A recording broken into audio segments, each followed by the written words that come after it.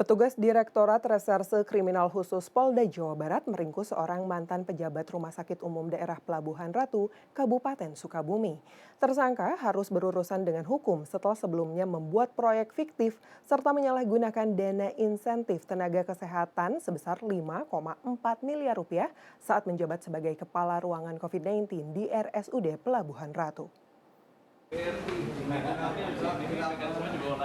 Petugas Direktorat Reserse Kriminal Khusus Polda Jawa Barat meringkus HC, seorang mantan pejabat di RSUD Pelabuhan Ratu Kabupaten Sukabumi.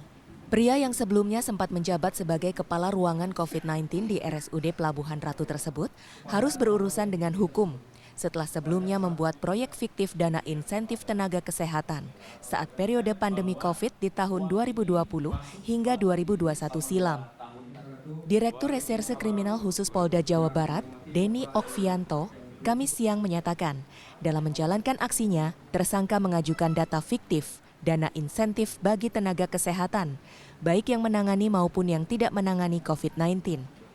Usai cair, dana insentif yang berasal dari APBN dan APBD tersebut selanjutnya digunakan sebagai uang kas ruangan COVID-19 di RSUD Pelabuhan Ratu. Meski demikian, Denny Okvianto menyatakan sebagian dana COVID yang disalurkan kepada nakes dan non-nakes tersebut juga digunakan tersangka untuk memenuhi kebutuhan pribadi tersangka. Dari hasil audit ditemukan kerugian negara mencapai 5,4 miliar, yang 4,8 miliar diantaranya disita dan dikembalikan ke negara. Kemudian dari hasil audit perhitungan kerugian negara dari BPKP, Perwakilan Provinsi Jawa Barat, terdapat kerugian negara. Kerugian negara sebesar 5.400.550.763 rupiah.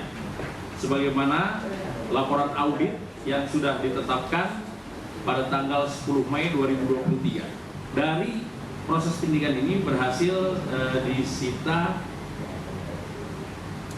hasil kejahatan sebesar 4,8 miliar rupiah yang harapan nanti sebagai aset recovery dan bisa dikembalikan ke kerugian negaranya.